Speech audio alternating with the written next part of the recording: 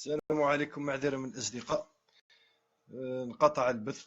الانترنت راكم تعرفوا في الجزائر النت ضعيفة. على كل حال في هذا البث المباشر تاع اليوم حبيت نناقش قضية التصريحات الاستفزازية اللي رانا نسمعوها من طرف المسؤولين الجزائريين، بعض المسؤولين رؤساء الأحزاب، بعض النواب السابقين والمترشحين الحاليين. ناخذ على سبيل المثال تصريحات الوالي زوخ والي العاصمة عندما وصف المقاطعين أنهم حريمية. اتهمهم وقال لهم أنتم حريمية، معناتها أي إنسان مقاطع هو حريمي. أنا بصفتي مواطن جزائري مقاطع للانتخابات، وهذه من حرية من حريات الفرد، حريتي الشخصية أني نكون مقاطع. أنا نشوف نفسي معني بكلام عبد القادر هذا زوخ والي العاصمة عندما وصف وقال المقاطعين حريمية. اول شيء انا ما نعرف، ما فهمتش، هل ترى ما يعلمش باللي كاين 14 مليون مقاطع في الجزائر؟ النتائج الرسميه في التشريعيات 2012 تقول انه كاين 14 مليون جزائري مقاطع للانتخابات، ما مشوش لصناديق الانتخاب. اسم انت عبد القادر، هذا الوالي زوخي، اسم انت راك سبيت 14 مليون جزائري وصفتهم باللي حرايميه. انا كما قلت بصفتي مقاطع، ما عجبنيش كلام هذا الوالي، ولا بد انه نردوا عليه، لابد انه نردوا عليه كلامه. انا نقول لك باللي الحرامي الكبير هو انت يا زوخ والي العاصمه. وماذا بيا هذا البث، ماذا بيا يشوفوه الشياطين، يشوفوه لحاسين الرانجرز الرخاص، ماذا بيا يشوفوا هذا البث. زوخ انت هو الحرايمي الكبير، وانت ولد حرام، موش غير حرايمي، ولد حرام. لانه شكون عطاك الحق باش تسب 14 مليون جزائري وتقول لهم انتم حرايميه؟ انت انا كي ما ننتخبكش، ما ننتخبش الفاسدين، وما ننتخبش حثالة القوم، نولي حرايمي. انا نشوف روحي باللي راني معني بكلامك انت عبد القادر زوخ. انا معني بكلامك، لانك انت تقول المقاطعين حرايميه. انا مقاطع، لازم نرد عليك. الحرايمي الكبير هو انت الوالي زوخ، وانت الفاسد. وانا نتحدى هذا الوالي، نتحداه انه يتخلى على الحرس الشخصي وينزل للشارع بمفرده ويقول للمقاطعين انتم حرايميه. اذا كانوا راجل يهبط للشارع، ماهوش يقولها ورا تلفزيون ومخبي في المكتب نتاعو. وسمعنا كذلك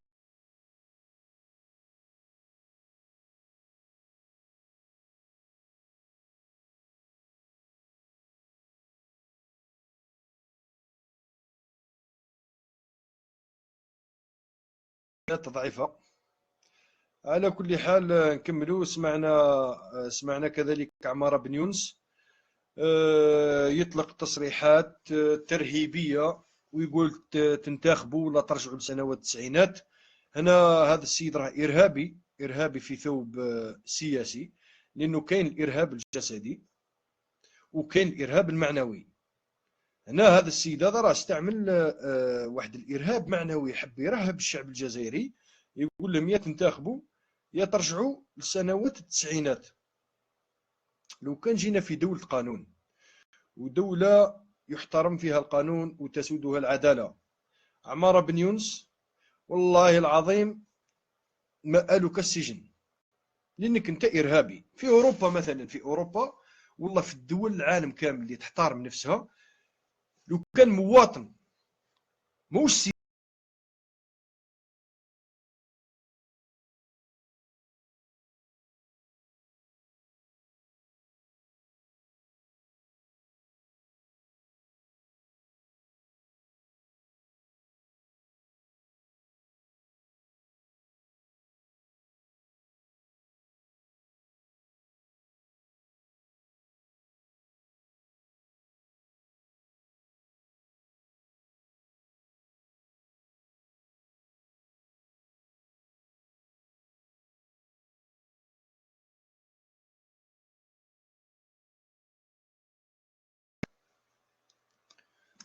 على كل حال النت ضعيفة، سامحونا فيها تقطع في النت. كما قلت، عمارة بن يونس يطلق وصف ترهيبي ويرهب الشعب الجزائري، يقول لهم يا تنتخبوا يا ترجعوا لسنوات التسعينات. هنا لو كان جينا في دولة القانون ودولة يحترم فيها القانون، كون عمارة بن يونس راه في السجن، ماهوش يمارس في السياسة.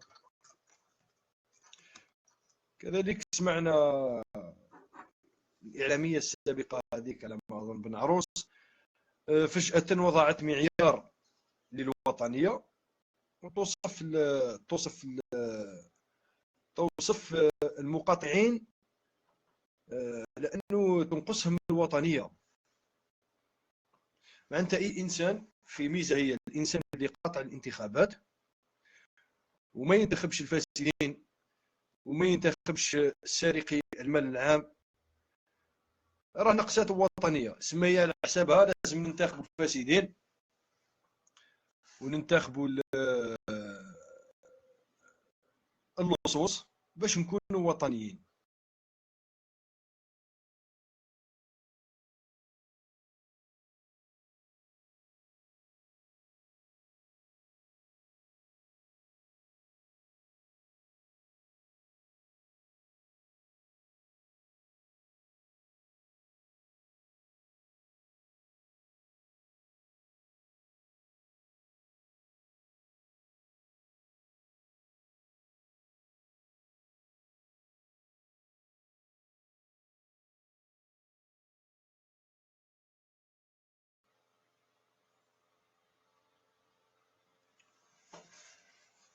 سامحونا، الانترنت ضعيفة، الله غالب تجي وتروح فيها تقطع.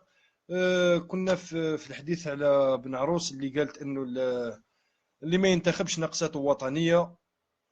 وضعت معيار للوطنية على اساس انه تنتخب انت وطني، ما تنتخبش انت ماكش وطني. سما كاين 14 مليون جزائري ما مش وطنيين على حساب كلامها. انا تبعنا كله، شفنا يعني تصريحات من هنا وهناك. النائب بين قوسين الإسلاموي حسن عريبي كذلك أطلق واحد التهم وواحد الأوصاف، يقول لي ما ينتخبوش تحركهم أيادي خفية. ما فهمناش منين جات الأيادي الخفية، من الفضاء ولا من تحت الأرض؟ المهم أنا نقول لكم الكلام هذا كله يصب في وعاء واحد. هاد الناس هادو فاشلين سياسيا، ما قدروا يقدموا حتى شيء، ما عندهمش برامج سياسية، ما عندهمش بدائل، ما قدروش يطرحوا بدائل للشعب الجزائري. ولاو يتضرقوا ورا المقاطعين، يسبوا المقاطعين، يتهموا المقاطعين باش يضرقوا على الفشل تاعهم.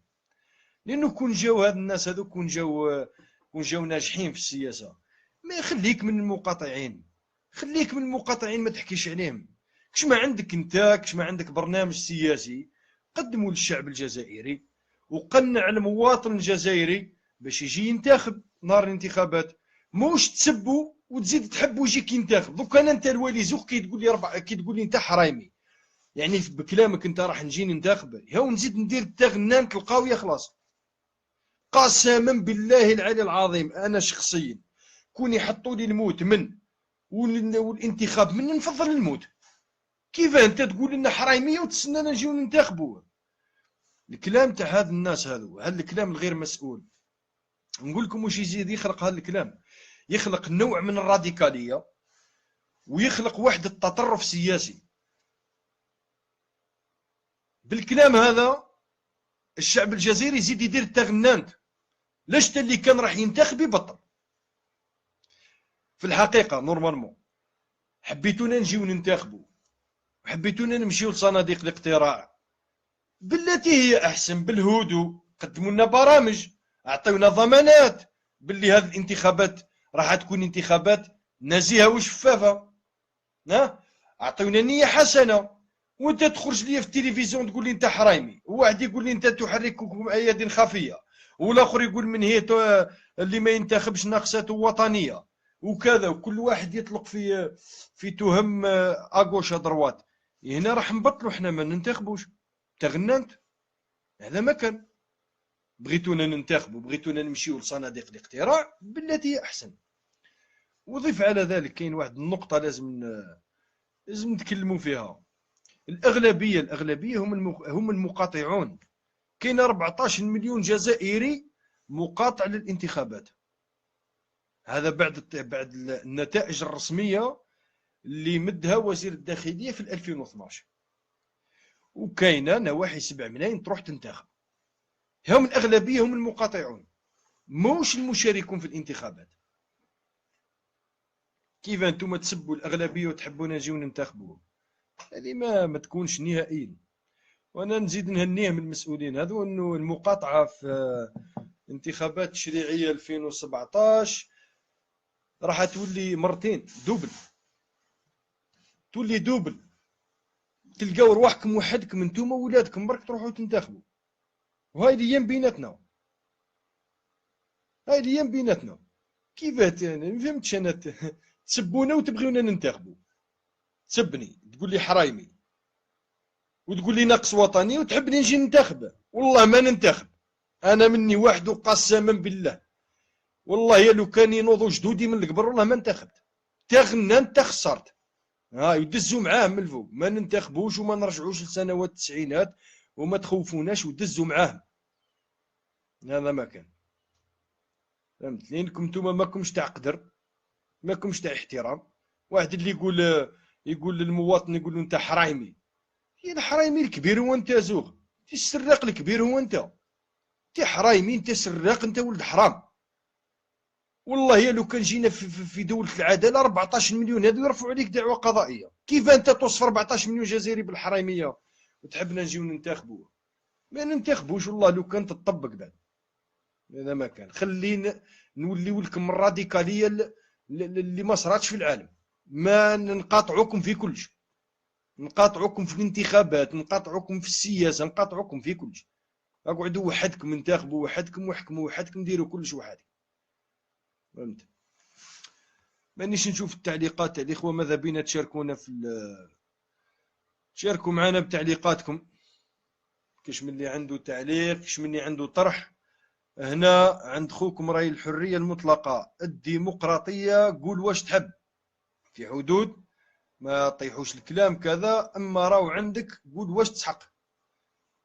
اللي ما عجبكش انتقدوا، قول واش تحب. وما مرحبا بالمشاركين، الناس اللي تمشي تنتخب كذلك مرحبا بهم، ما ننكروهمش. فهمت؟